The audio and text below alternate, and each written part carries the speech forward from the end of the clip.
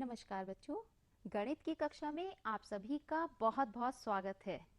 तो मैं भावना शर्मा आप सभी का एक बार पुनः स्वागत करती हूँ। कैसे हैं आप? आशा करती हूँ आप सभी स्वस्थ हैं, सुरक्षित हैं और अपने घर पर कुछ न कुछ मनोरंजक सा कार्य कर रहे हैं। तो बताइए, कहीं अपनी मम्मी पापा से किसी बात की जिद तो नहीं कर रहे हैं? बहुत बढ़िया। और अपने भाई बहनों को सभी चीजों को बराबर बराबर मात्रा में बांटकर खा रहे हैं? बहुत बढ़िया। तो आज हम शुरू करने वाले हैं एक नए पाठ की, और वो पाठ है दशमलव का। पर जैसा कि आप सभी जानते हैं, दशमलव शुरू करने से पहले हम शुरू करते हैं एक कहानी से, और कहानी है ये जीरो की, दशमलव की और संख्या की। तो आइए मिलते हैं जीरो से।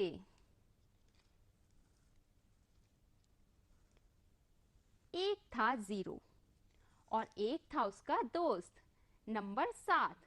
जीरो और नंबर 7 घूमने जा रहे थे। तब जीरो ने 7 से कहा, 7 नंबर सुनो, पता है मैं कितना ताकतवर हूँ, मेरे आने से तुम्हारी वैल्यू बढ़ गई है। तो 7 बोला, 7 ने कहा तो जीरो ने कहा, बिल्कुल सही कह रहे हो। अब दोनों घूमने चल दिए। चलते चलते रास्ते में उन्हें एक लड़की मिली और लड़की ने कहा, अरे आप कौन हो? तो जीरो ने बड़ी अकड़ से कहा, ये छोड़ो मैं कौन हूँ, ये बताओ ये रास्ता कहाँ जाता है? लड़की ने कहा, ये रास्ता तो कहीं नहीं जाता, यात्री इस पर जाते हैं, तुम कौन हो? तब जीरो ने कहा, मैं यात्री हूँ और हम यात्रा करते हैं। तब लड़की ने कहा, यात्रा तो दो ही करते हैं, सूर्य और चंद्रमा। तो जीरो ने कहा, अरे मैं राजा हूँ, तुम मुझसे डरती नहीं हो? तो लड़की ने मुस्कुराकर कहा, राजा तो दो ही हैं, एक जीवन और एक मृत्यु। जीरो को बड़ा घमंड आया और बोला, तुम्हें पता है मैं कितना ताकतवर हूँ? तो लड़की मुस्कुराकर बोली, ताकतवर तो दो ही होते हैं, भूकंप और तूफान। जीरो को बड़ा गुस्सा आया और बोला, तुम्हें पता है अगर मैं 7 के साथ जुड़ जाऊं तो इसकी ताकत बढ़ा देता हूँ, देखो मैं हो गया 7 के साथ जुड़कर 70, और अगर मैं और जुड़ जाऊं तो 700 बन जाता हूँ, देखो इस तरह से 70 बन गया और फिर इस तरह से 700। अब लड़की मुस्कुराकर बोली, अरे आपको पता है मैं कौन हूँ? मेरा नाम है दशमलव। अगर मैं तुम्हारे बीच में आ जाऊं तो तुम्हारी जो वैल्यू है वो समाप्त हो जाएगी। जीरो ने बड़े गुस्से से उसकी तरफ को देखा और कहा, अरे ऐसे कैसे मेरी वैल्यू खत्म हो जाएगी? तुम मेरे दोस्त से पूछ लो। अब 7 ने जीरो की तरफ देखा और कहा, कह तो ये लड़की बिल्कुल सही रही है, अगर ये तुम्हारे और मेरे बीच में आ जाए तो तुम्हारी मेरी वैल्यू समाप्त हो जाएगी, देखो इस तरह। अगर ये 7 और 0 के बीच में आ गई तो मैं तो 7 ही रह गया। इस बिंदु को दशमलव कहते हैं। लड़की मुस्कुराकर बोली और बोली, इतना घमंड अच्छा नहीं, एक के ऊपर एक होता है। और देखो अगर हम इस तरह से मैं बीच में आ गई तब भी 700 का दशमलव आने से केवल 7 रह जाएगा। अरे दशमलव, तुम तो मुझसे भी ज्यादा ताकतवर हो। तब 7 ने दशमलव की सहमति में हाँ मिलाते हुए कहा, अरे जीरो, दशमलव बिल्कुल सही कह रही है, ये भी बहुत वैल्यू रखती है। और जीरो का घमंड टूट गया। तो देखा बच्चों आपने किस तरह से दशमलव के आने से जीरो का घमंड टूट गया। हमें कभी भी किसी पर घमंड नहीं करना चाहिए। और चाहे 0 हो या दशमलव, सबकी अपनी अपनी वैल्यू होती है। जैसे मैं हूँ, ये बिंदी जो है ये दिखाती है कि मैं हूँ दशमलव, और दशमलव का प्रयोग करने से 0 की वैल्यू समाप्त हो गई। देखा आपने इस कहानी में।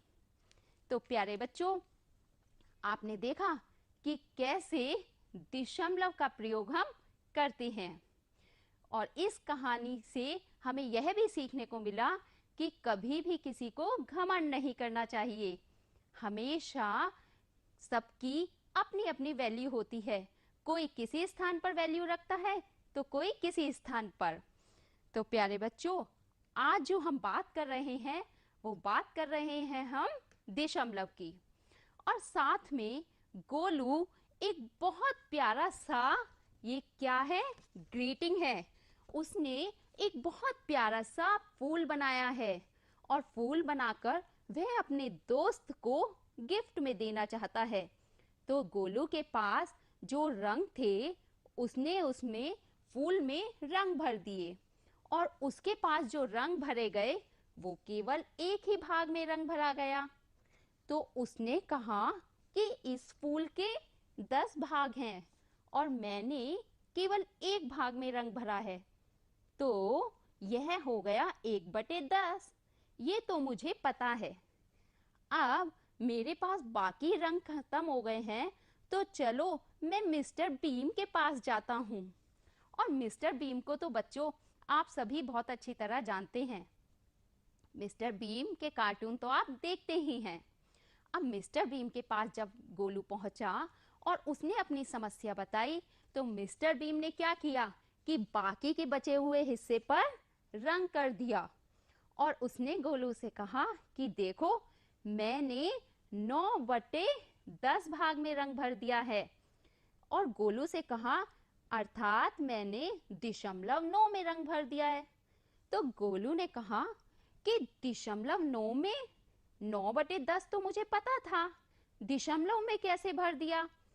तब मिस्टर बीम ने कहा, जब हम 9/10 अर्थात इसे कहते हैं, जब हम 10 भाग की बात कर रहे होते हैं तो उसे हम 1/10वां कहते हैं।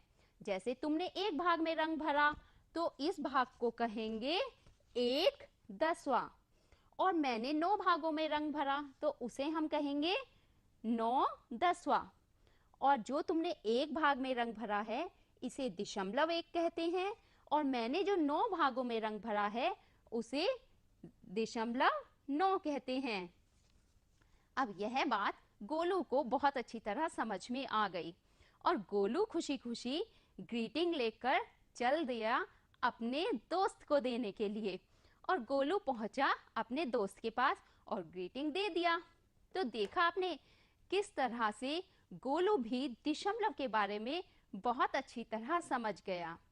अब अपने पिछले पाठ में आपने देखा था कि कैसे हम किसी भी चीज को बराबर बराबर मात्रा में बांट देते हैं। जैसे हमने किसी एक के अगर 10 भाग करे और 10 भाग करने पर हम उसे क्या कहेंगे? 1/10 कहेंगे। और उस 1/10 को हम क्या लिखेंगे? हम लिखेंगे 0.1। ये देखिए, यह एक वृत्त है, या आप इसे एक केक समझ सकते हैं जो कि हमें दिखाई दे रहा है। और इस केक के हमने क्या किए? 10 भाग कर दिए, और इस भाग को हम क्या कहेंगे? 1/10, या इसे एक दशांश भी कह सकते हैं और 0.1 भी कह सकते हैं। और बच्चों, अगर 0.1 से पहले कोई संख्या नहीं होती तो हम क्या लगा देते हैं? हम लगा देते हैं 0। तो हम उसे पढ़ते हैं 0.1। तो यह आपको समझ में आया होगा। अब हम बात करते हैं जो हमने अपने पिछले पाठ में पढ़ा था कि किस तरह अगर किसी भी वृत्त के एक भाग को रंग दिया जाए तो क्या कहेंगे उसे हम संख्या में? 1/10वां। और भिन्न के रूप में क्या कहेंगे? 1/10। और इसी तरह दशमलव में हम उसे कहेंगे 0.1। और पढ़ने का क्या तरीका होता है उसका? 0.1। अगर हम दो भाग में रंग भर देते हैं तो उसे 2/10 कहते हैं। भिन्न में 2/10 और 0.2 और पढ़ेंगे 0.2। 3 भाग में रंग भर देते हैं तो 3/10, 3/10 और 0.3, 0.3 उसको पढ़ेंगे। तो इसी तरह 4 भाग में रंग करने पर 4/10, 4/10, 0.4 और 0.4। और अगर हम 5 भाग में रंग भर देते हैं तो उसको 5/10 कहते हैं। 5/10, 0.5 और 0.5 हम उसको पढ़ते हैं।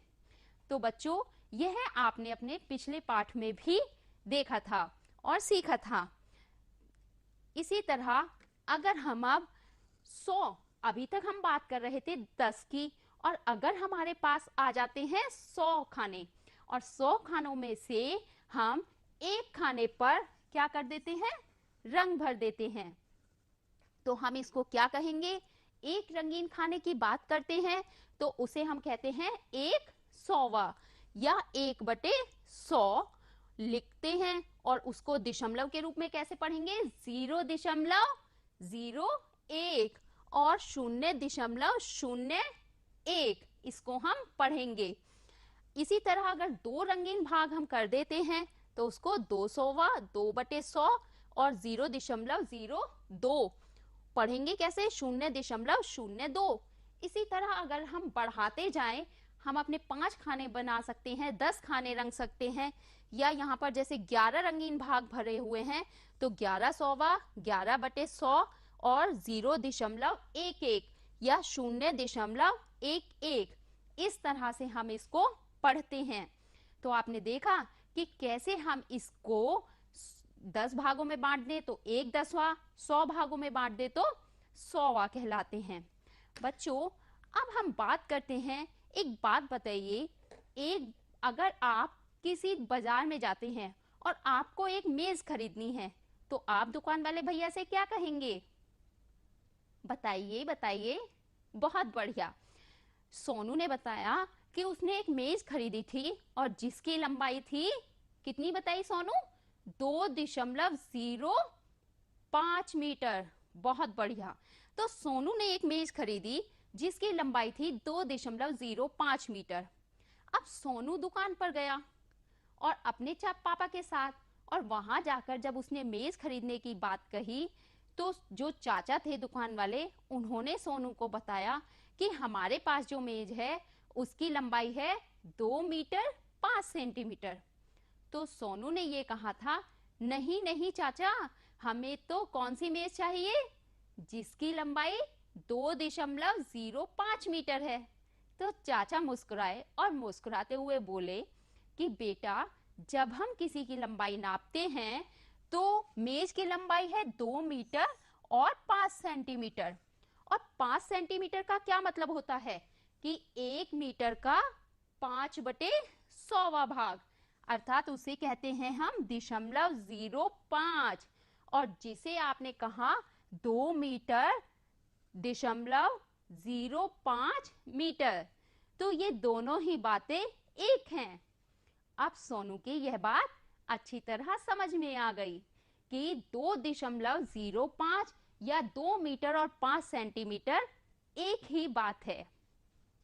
अच्छा बच्चों, 1 मीटर, इसी तरह हम ध्यान रखते हैं कि 1 मीटर में क्या खास बात होती है? 1 मीटर बराबर होता है 100 सेंटीमीटर के। और 1 सेंटीमीटर में कितने मीटर होंगे? उसमें होंगे 1 सेंटीमीटर क्या होता है? 1 मीटर का 1/100वां भाग होता है, या हम उसे 0.01 मीटर भी कह सकते हैं। इसी तरह जैसे मीटर से सेंटीमीटर होता है, उसी तरह और भी छोटे भाग होते हैं, इकाई होती हैं जिन्हें हम गिनते हैं, जैसे मिलीमीटर। और मिलीमीटर को क्या करेंगे हम? 1 मिलीमीटर बराबर 1/1000 मीटर होता है। या हम जब इसे दशमलव के रूप में लिखते हैं तो हम इसे लिखते हैं 0.001 मीटर। अब अगर हम सेंटीमीटर की बात करते हैं तो यहाँ पर जो सेंटीमीटर आता है वो मीटर का 1/100वां भाग होता है, यानी कि 1/100। और हम उसे क्या लिखेंगे? 0.01 मीटर। अब हम बात करते हैं डेसीमीटर की, और डेसीमीटर क्या होता है? 1/10 मीटर। और इसमें हम बात करते हैं 0.1 मीटर की। इसी तरह हमारे पास एक डेकामीटर आता है, जो कि किसके बराबर होता है? बराबर होता है हमारे 10 मीटर के। और हम बात करते हैं हेक्टोमीटर की, तो एक हेक्टोमीटर जो होता है वो हमारा 100 मीटर के बराबर होता है। इसी तरह 1 किलोमीटर हमारा 1000 मीटर के बराबर होता है। तो बच्चों, यह जो इकाइयां हैं आपको ध्यान में रखनी है। अब हम यहाँ पर बात कर रहे हैं किसकी? रिंकू की और मिन्नी की। रिंकू और मिन्नी आपस में बात कर रहे हैं। किस बारे में बात कर रहे हैं आप जानते हैं? वो बात कर रहे हैं एक पर्स के बारे में। पर्स जिसकी लंबाई रिंकू ने बताया किसको? रिंकू ने मिंकी को बताया कि पर्स की लंबाई है 6 सेंटीमीटर और 4/10 भाग। परंतु मिंकी क्या कह रही है? मिंकी कह रही है नहीं नहीं, तुम गलत कह रहे हो। जो पर्स है उसकी लंबाई है 6 सेंटीमीटर 4 मिलीमीटर। तो बच्चों, क्या ये दोनों सही है? और कौन सही है कौन गलत है, बताइए मुझे। चलिए, उससे पहले हम एक बात और करते हैं। हम आपको बताते हैं कि सेंटीमीटर और मिलीमीटर क्या होता है। आप सभी के पास में स्केल होता है, आपने देखा भी है, आप रोज देखते हैं उसको। ये है हमारे पास एक स्केल, और यह स्केल हमारा 0 से लेकर 14 तक के भागों में बटा हुआ है।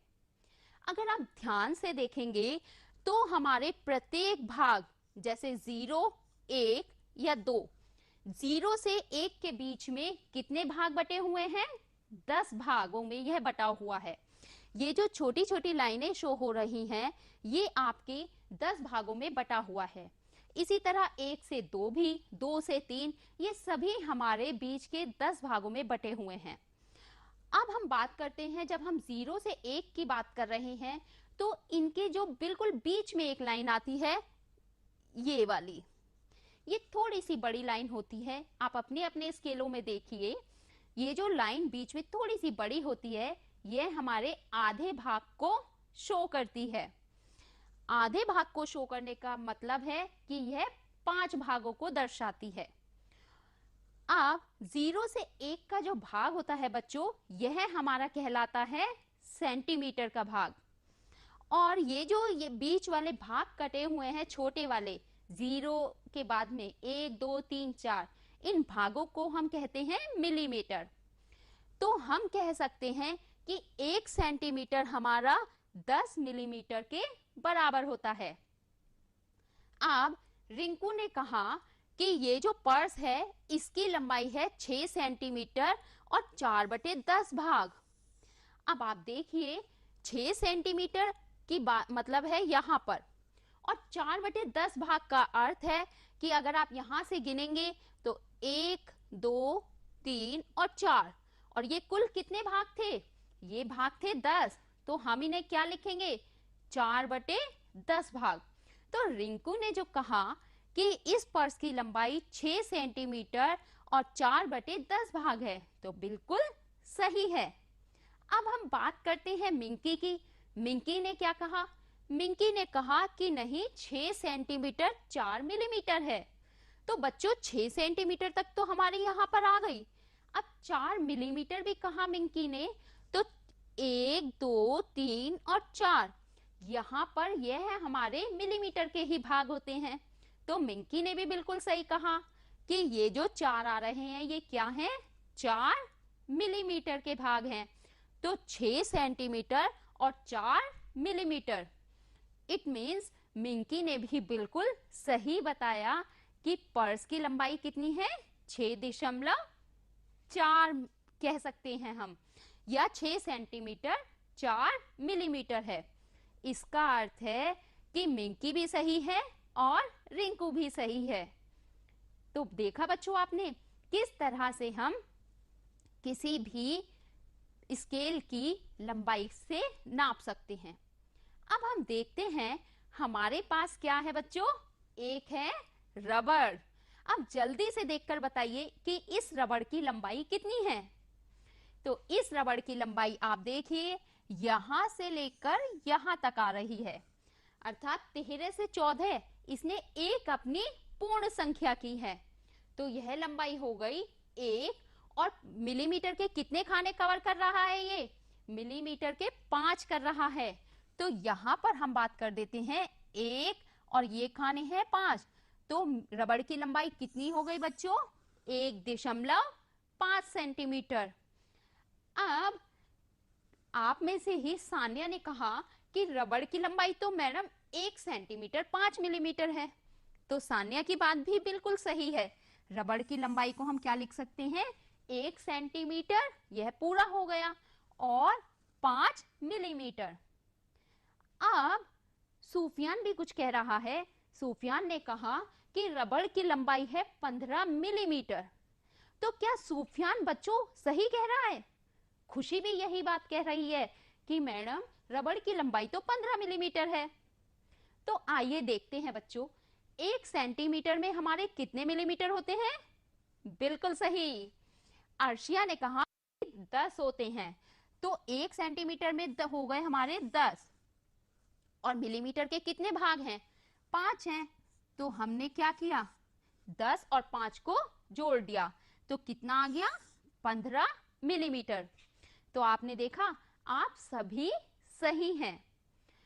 इनकी विभिन्न इकाइयां होती हैं जिनके अनुसार हम क्या करते हैं बच्चों, उनको नापते हैं। तो किसी भी चीज के नाप को हम अलग अलग भागों में या अलग अलग इकाइयों के रूप में नाप सकते हैं। तो प्यारे बच्चों, आशा करती हूं आज का यह पाठ आपको समझ में आया होगा। हम कल फिर मिलेंगे इसी समय इसी कक्षा में एक नए पाठ के साथ। तब तक के लिए आप घर पर रहिए, सुरक्षित रहिए और कुछ मनोरंजक सा करते रहिए। धन्यवाद।